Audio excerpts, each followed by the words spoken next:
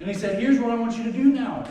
I want you to take one day a week, and I want you to remember how I saved you from slavery, from that horrible, harsh treatment that you were experiencing. And I'm going to give you a land of your own. And I want you to remember one day a week that it was I who did that.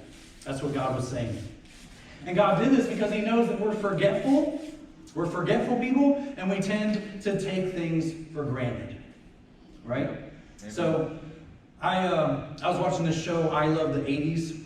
And I like that show because it takes me back to my childhood and it reminds me of things. And so it's showing the moment when Hulk Hogan body slammed Andre the Giant. That was so cool. And I remember seeing that on TV. I was like, I totally remember that. And then they played the song Living on a Prayer. And it took me back to a time when we were on the bus riding to school. And we had the coolest bus driver in town. She would play the rock station in town.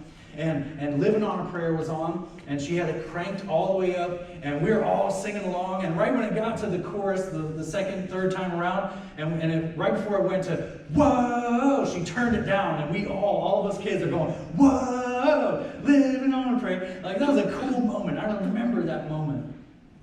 But there were several things that they showed, TV shows, that I had totally forgotten about. And does this ever happen with you? Do you ever think to yourself, oh, I'll never forget that? I'll always remember that. But then you do forget. And I had a sad realization, guys. I realized that I can't remember the majority of my elementary school teachers. That's sad. Like, I'm only 41. I can't remember. I can only remember my 3rd grade teacher, Mrs. Davis, and my 5th grade teacher, Mrs. Altizer. That's it. I'm like, how sad is that? I spent 9 months with these people, right? Every day, and I don't remember them. We're forgetful people, aren't we? And God knows that, and that's why he says, you need to gather together and remember. Remember what I did for you. We tend to be forgetful, and we tend to take things for granted. And that's why we have holidays, like Mother's Day and Father's Day, so that we can remember at least one day a year. We should do it more often, but at least one day a year, we make sure to tell our mother that we appreciate them. Our Father, thank you for everything you do. If we don't set that, we will forget. If we don't set a day every year, we will forget. And that's why we have holidays like Memorial Day, so that we can remember those who sacrificed their lives so that we can have freedom to worship in a place like this and not be arrested. Is anyone today thankful for those who have given their lives in sacrifice for our country? Amen. Yeah.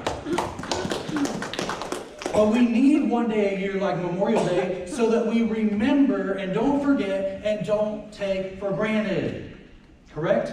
We need that one day a year. I love the movie Jumanji with the Robin Williams edition. And there's a funny scene where Robin Williams is like sunken into the floor, and all you can see is his face sticking up. And these huge, gigantic spiders come in.